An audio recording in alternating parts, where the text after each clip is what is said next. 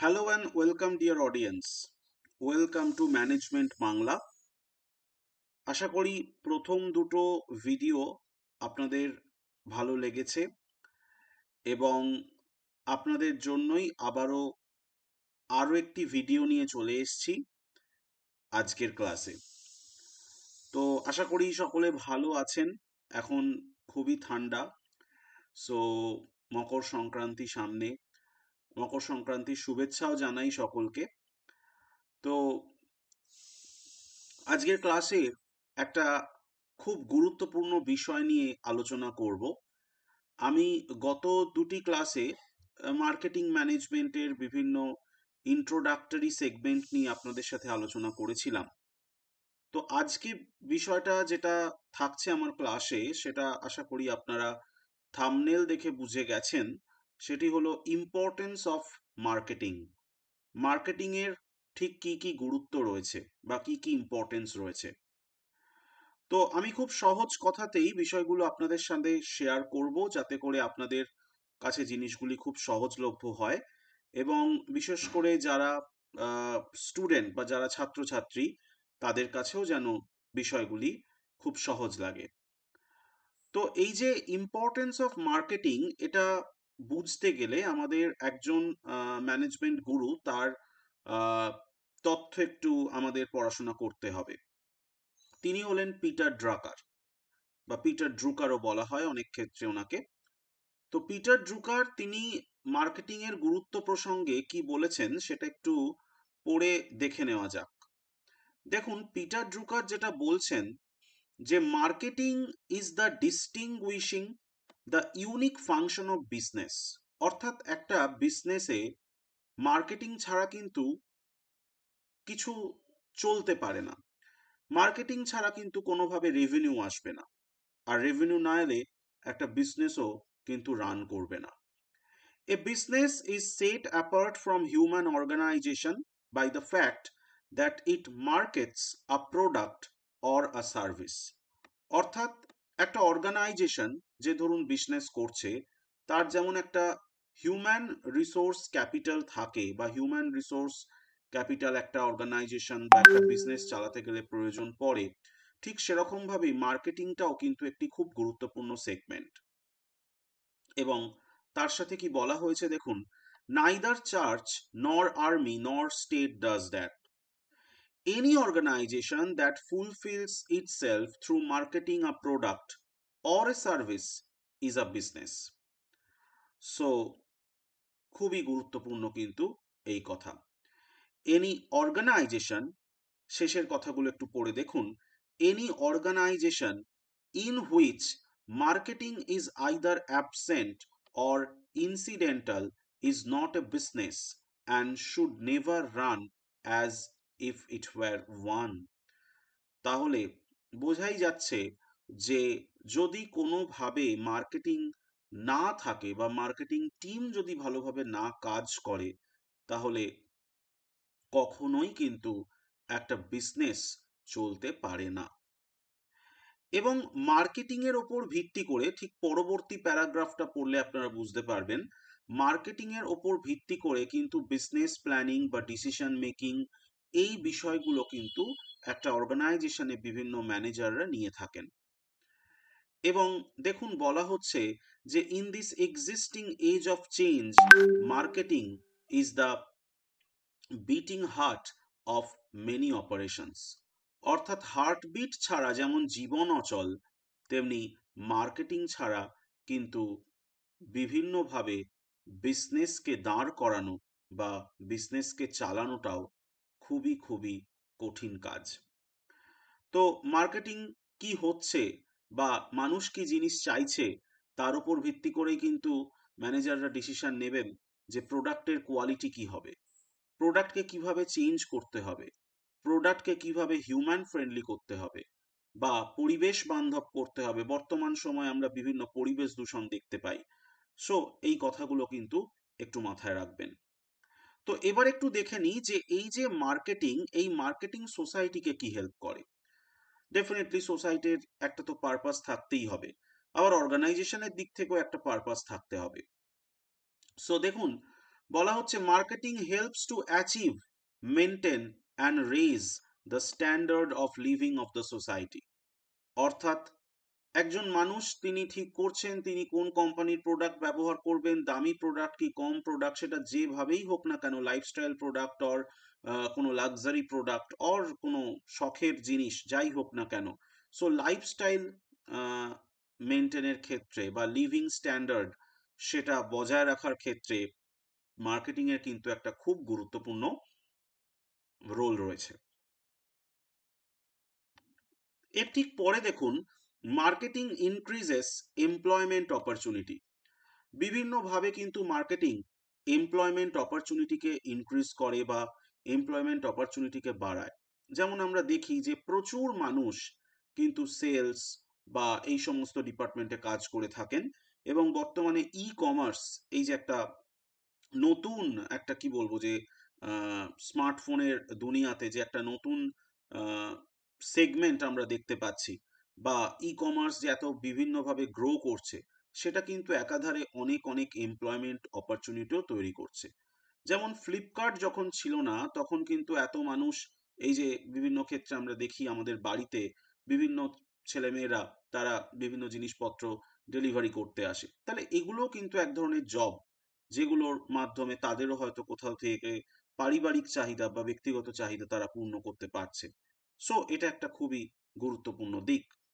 Marketing helps to increase national income. So definitely national income বা GDP এগুলোর ওপর marketing এর একটা খুবই গুরুত্বপূর্ণ ভূমিকা থাকে। ইকোনমিক স্টেবিলিটি মেনটেন করার ক্ষেত্রে এবং ডেভেলপমেন্টের ক্ষেত্রে কিন্তু মার্কেটিং এর অবশ্যই একটা গুরুত্বপূর্ণ ভূমিকা রয়েছে। এবং অবশ্যই অবশ্যই যেটা না বললেই নয়, সেটা হচ্ছে marketing is connecting link between consumer and the producer. So consumer মানে আমরা যারা কিনছি, আর প্রডিউসার মানে যিনি প্রডিউস করছেন। অর্থাৎ কনজিউমারের চাহিদার ওপর ভিত্তি করেই কিন্তু প্রডিউসারের সবকিছু। এবং সাথে সাথে মার্কেটিং কিন্তু বিভিন্ন রকম ইউটিলিটি ক্রিয়েশন করতে হেল্প করে। যেমন দেখুন কি কি বলা হয়েছে, exchange creates ownership and possession utilities. Exchange জিনিসপত্র বা টাকা পয়সা, তার মাধ্যমে কি হচ্ছে ওনারশিপ এবং পজেশন ইউটিলিটি তৈরি হয়। ট্রান্সপোর্ট, সেটার মাধ্যমে প্লেস ইউটিলিটি তৈরি হয়, এক জায়গা থেকে অন্য জায়গায় ট্রান্সপোর্ট কাজ করে।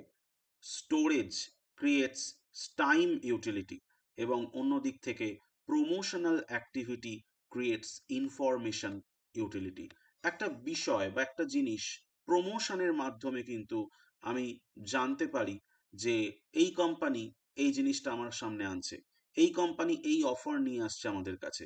এখানে ফ্লিপকার্ট, এখানে এত তারিখ থেকে এত তারিখ অফার দেওয়া হবে, আমাজনে এত তারিখ থেকে এত তারিখ অফার দেওয়া হবে, কি অমুক কোম্পানির কার্ড ব্যবহার করলে আমি এত টাকা ক্যাশব্যাক পাবো। সুতরাং প্রমোশনাল অ্যাক্টিভিটির মাধ্যমেও কিন্তু ইনফরমেশন ইউটিলিটি তৈরি করা যায়। সুতরাং মার্কেটিং কিন্তু একটা সায়েন্স, এবং এটা নিয়ে চর্চা করা কিন্তু ভিন্নভাবেই দরকার। এবং সময়ের সাথে সাথে মার্কেটিং কিন্তু চেঞ্জ হয়, মার্কেট নিড চেঞ্জ হয়, এটা বারবার মাথায় রাখতে হবে। তো এতক্ষণ আমরা দেখছিলাম যে সোসাইটিকে কিভাবে মার্কেটিং হেল্প করে। এবার আমরা দেখব যে একটা বিজনেস ফার্মকে কিভাবে মার্কেটিং হেল্প করছে। দেখুন, যেটা আমি শুরুতেই বলছিলাম, marketing generates revenue to firms, revenue generate করতে হেল্প করছে। ডিসিশন মেকিং, সেটার একটা কি বলবো পিলার হিসাবে মার্কেটিং কিন্তু থাকছে। কারণ ডিসিশন আপনি যদি ঠিকভাবে মার্কেটিং করতে পারেন, আপনি যদি রেভিনিউ আনতে পারেন, দেন ইটস গুড। বাট আপনি যদি ঠিকভাবে মার্কেটিং করতে না পারেন, তখন কিন্তু আপনাকে আপনার সিদ্ধান্ত, আপনার পরিকল্পনা, প্ল্যানিং সবকিছুই চেঞ্জ করতে হবে। এবং দেখুন, তার সাথে যেটা আমি বলছিলাম আজকে ক্লাসের শুরুতেই, marketing helps the top management to manage innovation and changes. অর্থাৎ মার্কেটিং এর ওপর ভিত্তি করেই কিন্তু ম্যানেজাররা সিদ্ধান্ত নেন যে নতুন কি কি কোম্পানিতে আনার প্রয়োজন রয়েছে, তাহলে কোম্পানিটাকে একটা স্কেলে তারা নিয়ে যেতে পারবেন, বা একটা গ্রেডে তারা নিয়ে যেতে পারবেন, কি কি চেঞ্জ আনতে হবে।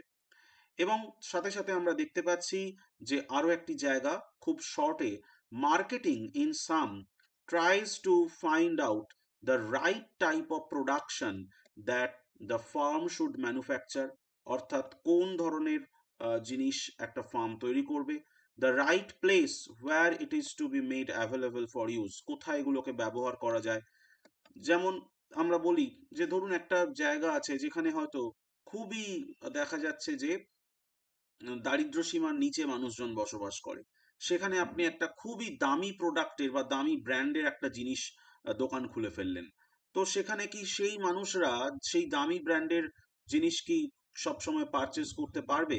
বা সেই জায়গায় ওই দামি ব্র্যান্ডের দোকান খুলে বিজনেসে সফল হওয়াটা কিন্তু খুব খুব কঠিন কাজ। তাহলে এই প্লেসটা আমাদের দেখতে হবে, মার্কেট রিসার্চ করাটা খুব দরকার।